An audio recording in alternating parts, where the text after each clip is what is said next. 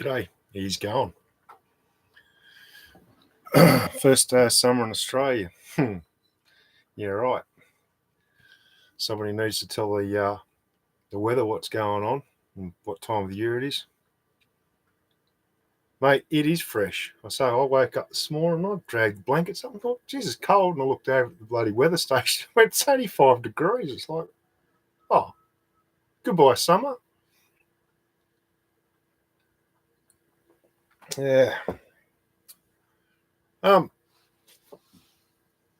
Gold size.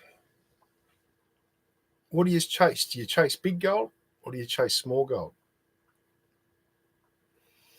And does it matter? It does. It does. Global warming. Yeah, well, global warming's been happening for thousands, if not millions of years. It's nothing new. It's just that people make money off global warming these days. They make money off every bloody thing they can. So it's, not going into that. G'day, how you going? All the way from Germany. You guys be having a little bit warmer weather, probably warmer than what it is here today. Yeah. Hey, Detective Bull. Hey, all I can say to you is stay positive. Life it's full of shitty stuff, and it happens to good people all the time. It never seems to happen to the bad people. You never hear about it. But if you keep that positive attitude and maintain a positive mindset, it's just a lot better. 4. Yeah. We beat you by 1 degree. It was 5 degrees here this morning. 1 degree in the summer here. I say crazy weather. I say look at all those Indonesian countries that have been affected by the floods lately. Things are changing, and they're changing pretty rapidly. Anyway, going back to gold size. That's right. If you stay positive, you'll last a lot longer. I say it's a lot of it's to do with what goes on in your mind. If you sit there and you dwell on stuff that you can't change, well, you're going to get nowhere quick. So the size of gold, like historically speaking, they used to go after the biggest gold they could find. Is that still applicable today? Well, I'm quite sure that when you start looking at a lot of the YouTube channels and they show you, pieces of gold they're holding, it does give you that good feeling of, it's still out there. You can find stuff that's a size. But what I want to just cover with this live feed is it quite possibly why you're looking for that stuff that you can pick up with your fingers. You are missing quite a lot of gold. And I say I'm going to do a presentation on edge shave, flash in your pan, and I'm going to delve a little bit deeper into this. But I just want to do a quick chat today about the size of gold and how you actually gear yourself. Forget it. But you've got to remember that when you're using a metal detector, you are walking over a lot of fine gold. Not all gold is big, and I say historically now those big pieces aren't as common. So we've got to start looking at working at capturing the smaller stuff. Now, when I talk smaller stuff, I'm starting to get into the realm of modern mining processes. All right, because while they still like finding big gold, the majority of their gold that they actually recover is tiny. All right, and when you look at a mining gold mine process, they chase a specific size. They want to bring that gold down to a certain size because that's the optimal size of recovery that their system is set up for. Large gold, guess what? It gets broken up into smaller gold. But there is a downside to that. The longer the gold stays in a crushing grinding circuit, the more chance you have of losing it out through your tailings. So there's a lot of fine tuning that goes on in commercial mining operations to actually bring that gold size down to their optimum size as quickly as possible and get it out of that grinding and crushing circuit as quickly as possible. The longer it spends in there, more money it costs to keep processing that same material, and the more chance you've got of losing gold. So I say, if you want to talk like the size of what modern mining companies aim for, right, in their crushing and grinding, what they want to bring that grain size down to, and I'll talk millimeters here, is 0.075. Now, if you're not really up on, what sizes are, like just as a general, if you take a normal pin with a round head, if you took grains of gold that are 0.075 in size, you can fit 13 pieces on the head of a pin. That's the size of the gold they're recovering. And that's where they make their profit. They don't make it from big gold. They make it from the quantity of that small size gold. So if you think about that, all right, and you go out on a creek and you're using a gold pan or a sluice, you are not recovering any of that sort of gold. You're only recovering bigger stuff. Okay?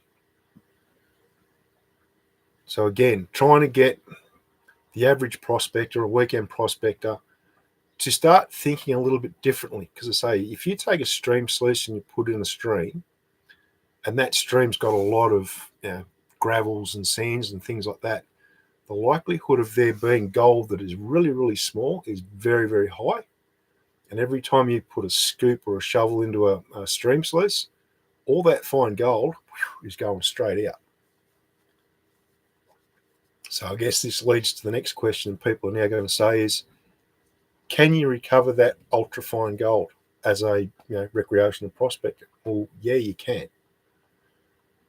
But it becomes a little more involved. And what I will do is I'll cover that on Edge Show and actually explain how the weekend prospector can actually start recovering finer and finer gold. And I'll say it could be a game changer. If you're a person that actually does use a gold pan and a sluice, having this knowledge in your arsenal will actually give you a higher yield at the end of your day. You will recover more gold for your effort simply by having this knowledge on board. And it's the way you set up your equipment. It's the amount of flow you put through it. It's how you actually treat that concentrate before you put it into your sluice or put it into your pan. It is quite possible, but you've got to understand how it all works first. You've got to have that knowledge in your head before you go out and start doing it. So that's just food for thought. Have you got any questions about it? Because I say it's an interesting topic. And I say, when we look at gold panning by the recreational prospector, like the weekend prospectors, we're still using the same technology that they were using 200 years ago. We haven't evolved much. I say, if you want to talk matting in a stream sluice, it's progressed a little bit. But the trouble is, when you start talking ultra-fine gold, a lot of these modern mattings work on removing the finer gold, not capturing it. Again, how you set your equipment up determines the size of the gold you catch. I say it gets a bit trappy. You see a video where they use a certain type of mat in a sluice, and you look at the gold and they go, yeah, that's awesome, I'm going to go and get that mat. And you go to an area where it doesn't have a lot of coarse gold, but there is lots and a lot of fine gold. That's the trap. I'll say, if you look at some of the, and I say, I did put a trailer video up at the end of this live feed, and it actually has a picture there, and I put a needle in with the point of the needle at the finest gold that I actually panned.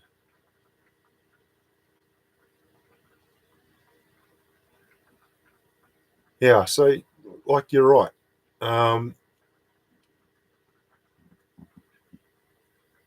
Vibration in gold recovery is definitely something that is not utilized enough. And I say, especially out in the field, it's something that you can do. But again, you have to have that knowledge there in your head initially to be able to know what to do to start recovering ultrafine gold. Mate, it's always a good idea to stop at any crossing and gold panning. It does help if you know the geology of the area, because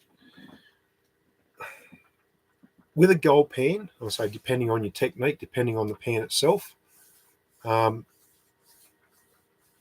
if you don't take your time, you'll actually do a pan and you won't see any gold in it. So you'll automatically assume, oh, there's no gold here. That's not to say that that's right. What that means is you just didn't capture the gold that was there in your pan at the time of panning it. And I say there's a lot of other factors that come into this. And I say one of the reasons we lose so much fine gold is because of the nature of gold itself. It's hydrophobic. It doesn't like water. Now, I'll give you a really quick example. If you're in an area where there are oils present, and I mean they can be organic oils such as the oils out of plants and trees and things like that, it will naturally make the gold float on the water, not sink. And I said, this is going back to the old prospecting techniques where we use gravity. We want the gold to sink as low as we can to capture it.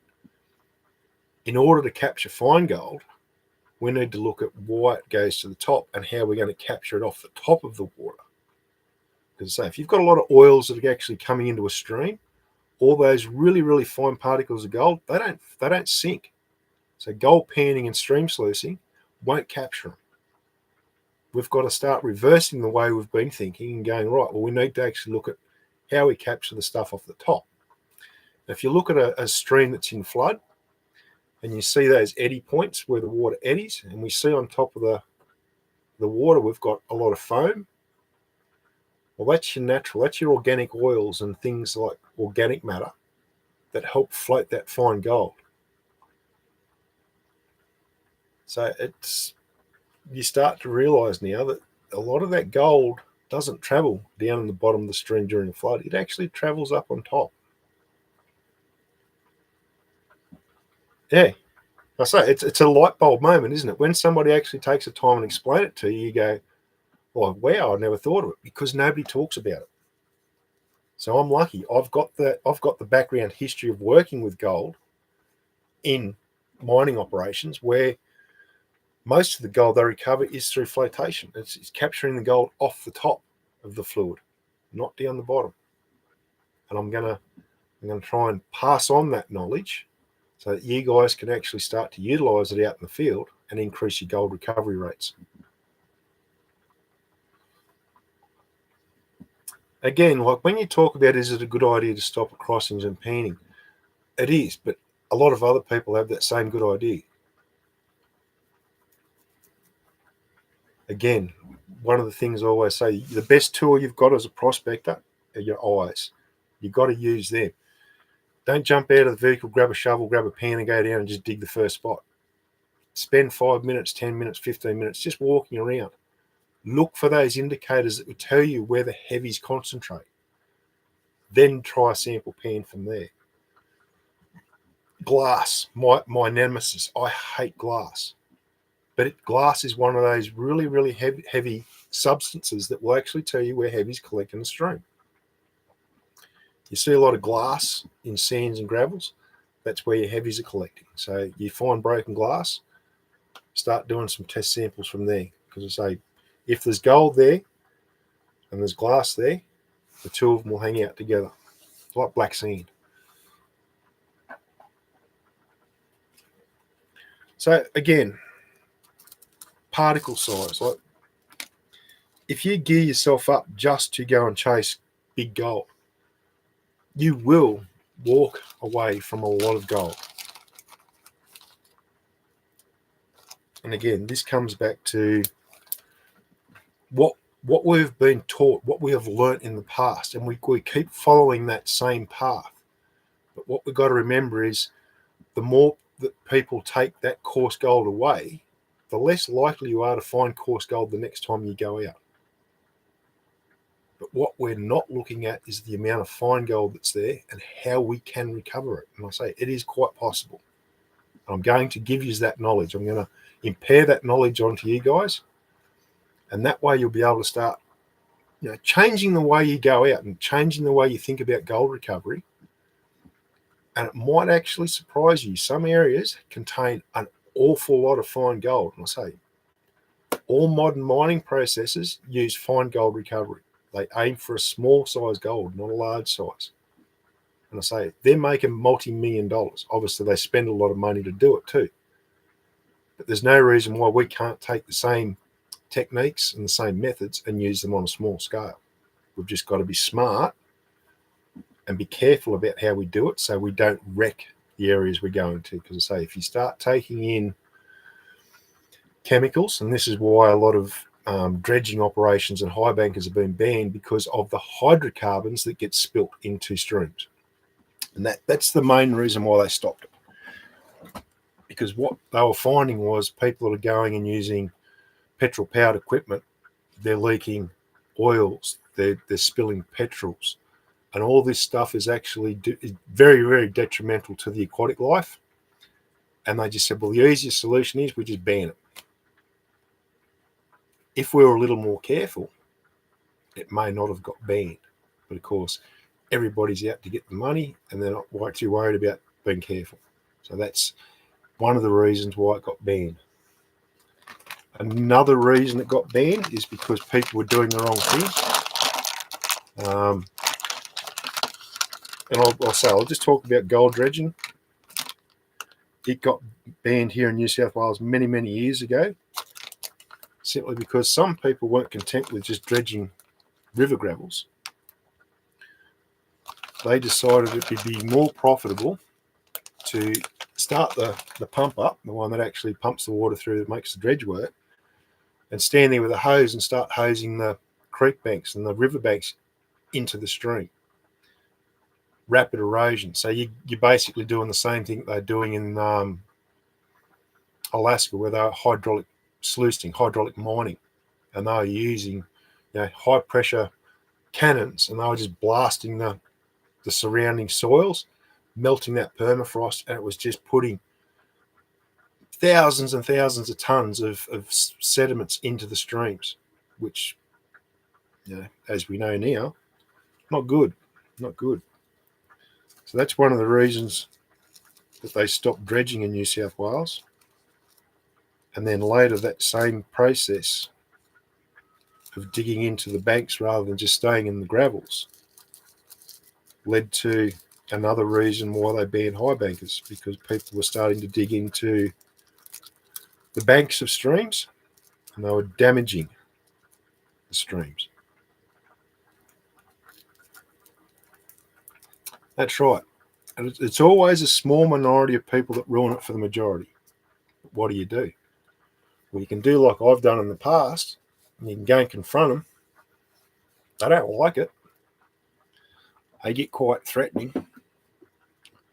I do remember one person threatened to shoot me, and I did say to them, well, interesting you say that, because if you've just threatened to shoot me, if you've got a firearms license and I'd go and report you, you've lost your firearms license. And guess what? If you've got registered firearms, they're all gone too. The look on his face when I told him that, they changed their tune pretty quick.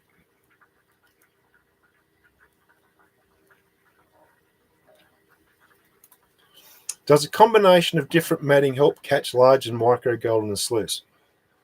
Short answer is no.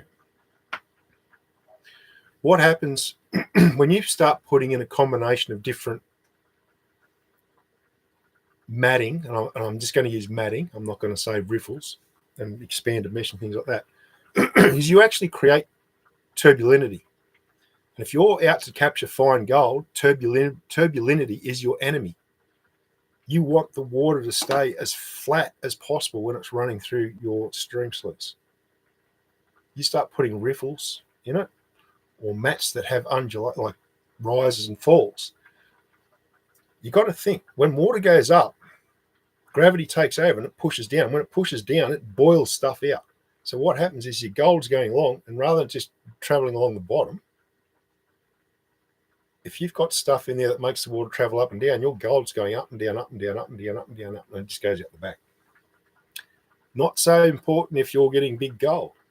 But if you want to chase fine gold, you need to eliminate turbulidity and just work with a layer that is perfectly flat all the way.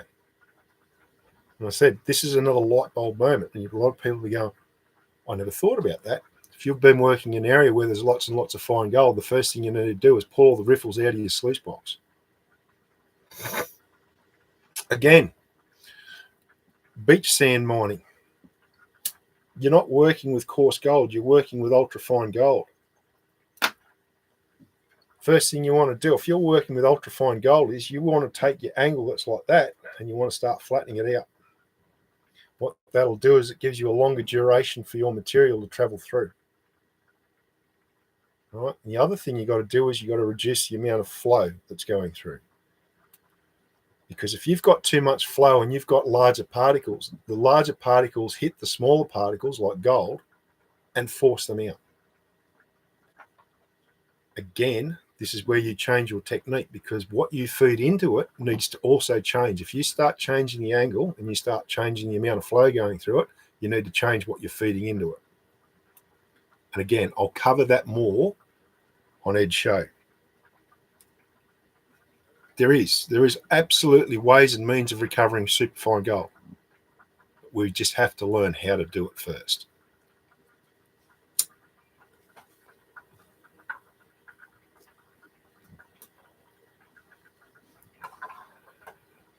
So again, you see a lot of people that do put a combination of different mattings into sluices.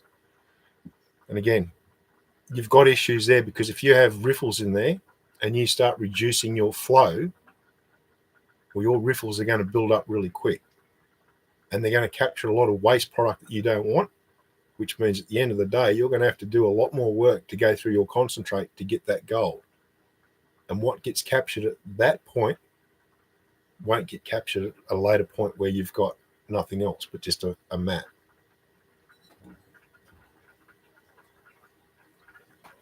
Now, I'll give you as an example. And I'll say, I'll go back to gold dredging days. And I'll say, I used to do gold dredging when I was younger, when it was still legal. What we used to use in the bottom of the sluice for the dredge was loop pile carpet. Now, the reason we used to use loop pile carpet is you can use that carpet for multiple trips, all right? But what happens is you'll notice that when you put a new bit of carpet in, it doesn't weigh too much. It's not heavy. But over a succession of trips, you'll notice that when you pick that carpet up, it starts getting heavier and heavier because of what's trapped in it. Now, you start to get an idea of how much fine gold that carpet captures when you take that bit of carpet, put it into a metal container, and burn it. Right? And that's how you actually remove the fine particles of gold out of that carpet. You have to burn it. You have to destroy the matting in order to retrieve that fine gold. But what you end up with at the end, when you actually get rid of all the ash out of it, and you look in your pan, I wouldn't recommend gold panning it, like what you get that ash with that ash. I recommend you use like a fluid bed table, because I say you need to change how you're recovering it. And you need to change, I say, if you're using like a Miller table, it's got a very, very small flow. And that's how you recover ultrafine gold. You can't use big flow. You're going to reduce your flow. You'll be amazed at the amount of dust, and I mean what they call flour gold, but I'm talking like ultrafine gold, is caught in that carpet. Again, I knew that from many, many years ago, when I actually got introduced into modern mining and modern mining techniques, and actually looked at how much fine gold was being recovered over coarse gold. Then it clicked straight away. It's like, this is where the money's at. This is where they're getting high amounts of gold recovery. And I started thinking, well, if you look at a stream, it works exactly the same as a gold mining ore treatment process. You got crushing, you got grinding. So it only makes sense that there's going to be an awful lot of fine gold there, because as gold travels down the stream, it gets ground up smaller and smaller and smaller and finer and finer and finer. And it stops traveling along the bottom and it starts traveling up the top. It changes. So when the gold changes, our recovery technique must change.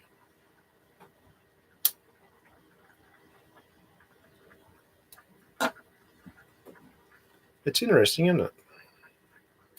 And I say, it's not just the particle size, it's the shape of the particle, it's the surface area. And this is one of the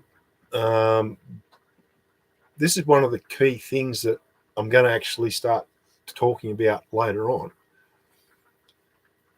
is the actual shape of a particle of gold has a lot to do with how it actually is moved by a fluid and how it is recovered.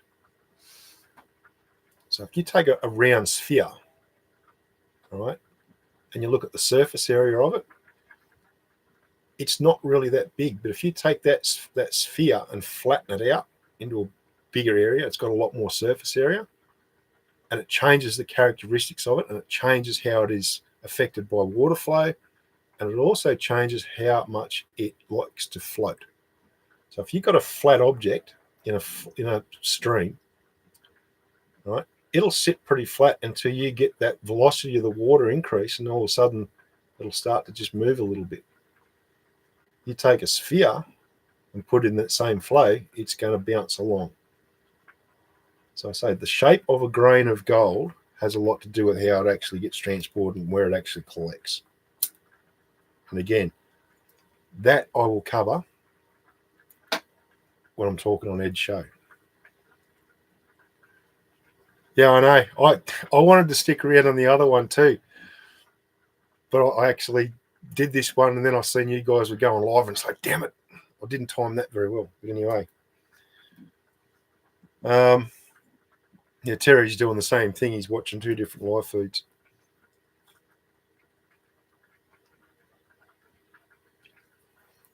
So one of the interesting characteristics about gold,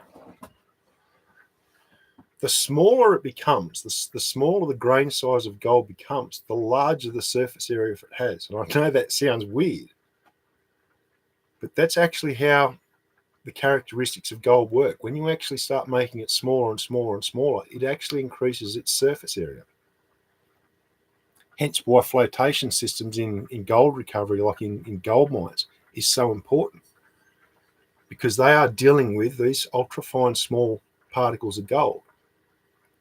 And the smaller you get them, the better the surface area, which means you can float them off better. But there's a balance. There is a balance there, because I say if you go too far one way, it goes to what they call slime. And this is where I talk about, you can have a particle of gold, and I mean, I'm talking smaller than 0.075 of a millimeter. It starts getting down to the 0.01 range. And what happens is, because your grain of gold is that small, the rock that you've been crushing up is getting a little bit bigger. But at the same time, you've got to remember, for every one little tiny particle of gold, you've got thousands of particles of rock. And what happens is, if you've got something that's moving in fluid, all those thousands of particles of rock keep hitting that particle of gold, and they keep moving it. The gold can't get out because it's trapped in what they call slime. So again, this comes back to, if you want to start putting this into a practical aspect on the stream in recovering fine gold, you need to treat your concentrate before you put it into your gold sluice. You need to treat it and remove as much of those ultrafine particles that aren't gold first. That's going to improve how much gold is recovered in your matting when you start feeding it into your stream sluice. I'm not going to go into depth at the moment because I just wanted to cover this quickly and just sort of give you guys a bit of a lead into it. And I say, please go over to Ed's channel, subscribe, and hit that notification button because I say I'm spending, the next. Yes, please always pick up others' trash. It's a painful thing to do, and it makes me so angry. But at the end of the day, I want to keep as many of these areas open to us guys as possible, and for future generations. Because I can't think of anything worse than kids going, "Oh, but you guys, when you were younger, you went out and did all this stuff. But how come we can't do it now?" Because people were thoughtless. They'd go out and they just leave all their rubbish behind, and is that fair? Is that fair on future generations? Not their fault. They've got to suffer the consequences. So, yeah, absolutely. I mean, it's not just keep our bush clean, it's keep everywhere clean. Like I smoke, and when I'm driving and I've got a cigarette, I drop it on the floor of the vehicle. It doesn't go out the window. When I get somewhere, I just pick the mat up and I go over to a bin and I put it in the bin. If you're sitting at a pub, one of the smartest things you can do is put it in the ashtray, which means you can't smoke in a pub anymore. But if you want to make sure a cigarette butt doesn't make an environment, walk inside and drop it on the carpet. True story. Because what happens? It'll get vacuumed up and goes into the rubbish bin. You drop it on the concrete outside, what are they going to do? They go out with a hose and they hose it, and where's the water go? Straight into the drain. If you're sitting outside of a pub, you're having a smoke, when you get up and go in, grab another beer, walk in with your cigarette butt, and just drop it on the floor. Obviously, if there's an ashtray there, put it in there. But if there's no ashtray, drop it on the floor. At least you know it's going to make it into the rubbish, not into a drain.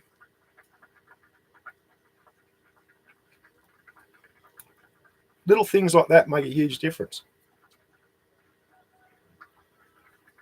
I say, as a recreational prospector, we are constantly fighting for our rights. And I say it's becoming harder and harder and harder to actually keep these rights. And I say it's always a small minority that reckon it for the majority. But the thing is, if the majority don't make a stand, the minority win. So make a conscious effort. You see somebody doing the wrong thing, chip them. Yep, more than likely you're going to cop abuse, but at least you've tried. It's better than just turning your back and walking away. You've got to make an effort. If you want things to change, you've got to make an effort. Yep, leave only footprints. Another thing with that, Terry, is if you're picking up other people's rubbish, you can say to others that you are actually making a difference. You are, as a single person, you are making a difference. I mean, how many people can say that? How many people can say, hey, I've actually made a difference? You pick up one discarded, broken, like a bottle out in the bush. If it's still a full bottle, awesome. You can actually go and return that and get some coin for it. If it's broken, guess what? You can't. And that's been my battle. And I say, I've actually been in contact with the Minister for Environment, and I've asked them to start banning single-use glass bottles in public areas. I don't want to ban them completely. I'm not a total radical person that just go, no, just ban it completely. What I want to do is I want to try and reduce the amount of glass that's making it out into places like playgrounds, beaches, creeks, rivers, parks, forests, things like that. Because I say, once it's broken, nobody wants it. So it's there, and it's there for not a couple of years, not 100 years, not 1,000 years. It's there for ages because it just won't break down. Yeah, and so this is like, if you look at what prospectors do, especially guys at Metal Detect, how much lead have you guys, on average, removed over the years? Kilos and kilos and kilos of it. And I say, here in Australia, Europeans have been here for a little over 200 years. It astounds me the amount of lead that you can go out and pick up with a metal detector in a day.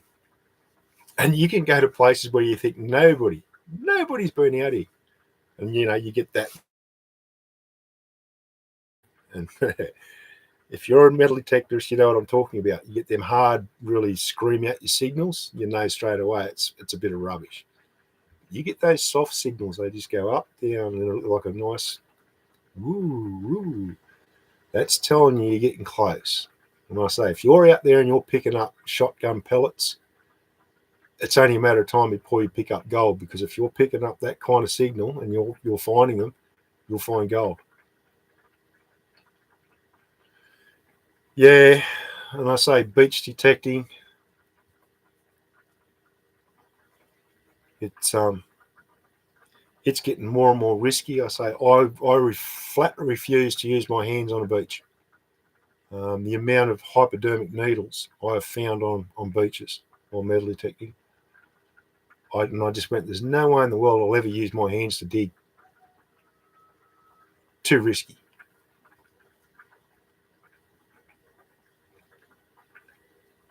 And I say, working for national parks and wildlife, it would be heartbreaking seeing what goes on and seeing how people treat our areas.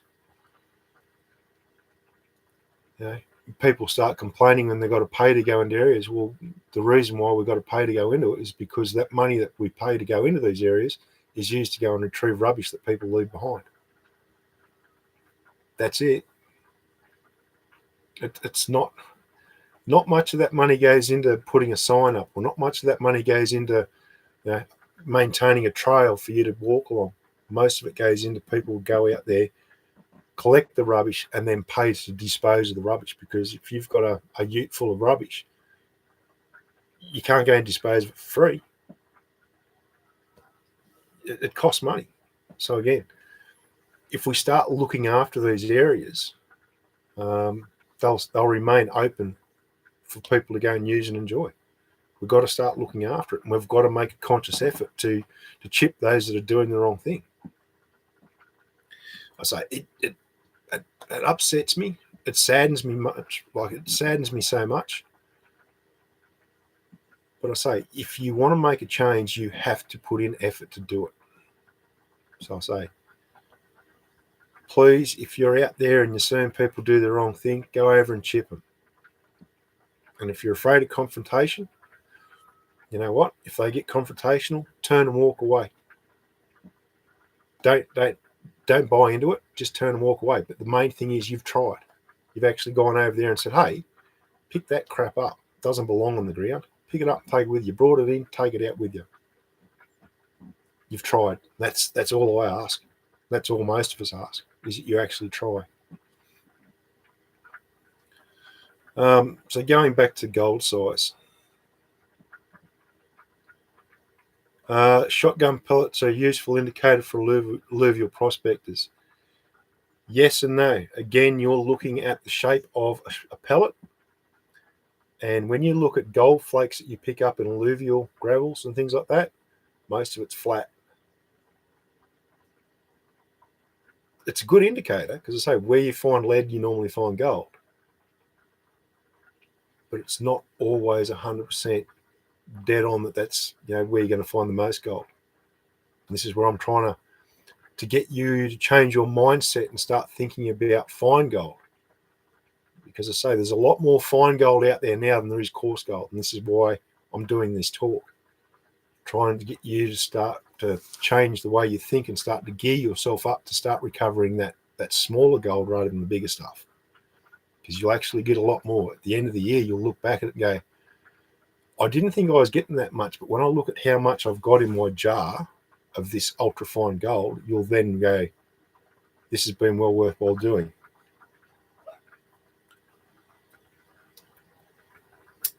Because I say, coarse gold is getting harder and harder to find because everybody's working on recovering coarse gold. Not many people are actually looking at recovering ultra-fine gold.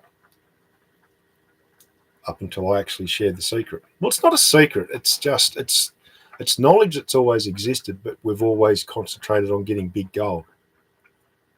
And so Big gold's an old-fashioned thing. Small gold, that's the future.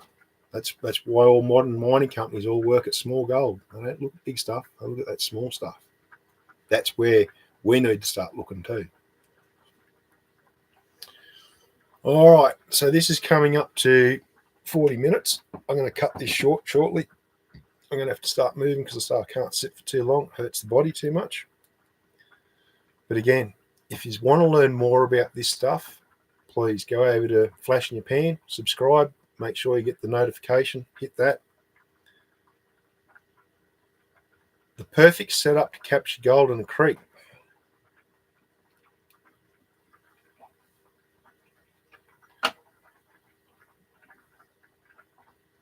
How can I actually put this? There is no perfect setup for one creek.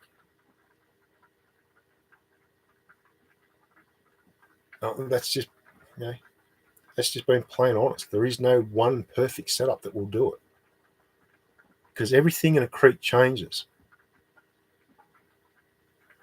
The material that's getting washed down a creek, it will change from year to year because it depends on where the rainfall is happening further up the creek. If you get a lot of rainfall in an area that's got a lot of black sand, well, then that creek during that year will end up with a really heavy sedimentary layer of black sands. And if your setup requires you to just work all day and then do a single cleanup at the end of the day, you're losing gold. Because if you're getting a lot of black sand trapped in your stream sluice or your gold pan, and you're not constantly cleaning that out to actually increase the capturing abilities of your matting, you're losing gold. So yeah, the short answer is there is no perfect setup. You have to be vigilant. You have to constantly watch what's happening in your sluice. You have to constantly look at what is being washed out of your pan. What's in there? Because I say, if you're getting a lot of heavies that aren't gold in your gold pan, you need to start looking at those heavies and going, what sort of material is this? Because you might find that the rocks that are sitting down low when you're getting towards the end of when you're panning out, what you can't see is what's actually inside that rock. Should you take all those rocks that are actually left when you're getting down to the very, very fines, take them and crush them up, and then pan them again, you might be surprised at what you get out of it. Again, it's changing the way our thinking has been. We've got to get away from what they used to do in the past and start looking at what we need to do in the future in order to capture this other gold. All right, I'm going to pull the pin on this feed. So I hope you found that interesting. And I say, if you want to learn more, I'm actually going to do quite an in-depth talk about it, cover a lot of different topics, a lot of different methods, and a lot of different new ways to actually set your equipment up to start recovering this fine gold that's out there. All right. Well, wherever you are, I hope you find lots of yellow. Get out there and get into it.